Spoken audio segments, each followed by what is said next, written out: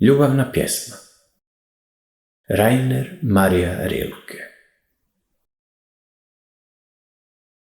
Kako da dušu sputam, da se tvoje ne takne? Kako, mimo tebe, njom da grlim stvari i daljine?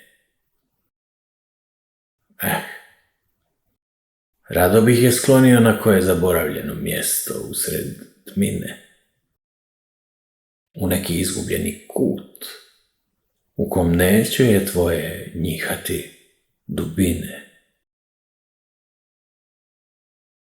Ali ipak sve što dodirne nas dvoje, ko gudalo nas neko spaja, koje iz dviju struna jedan mami glas.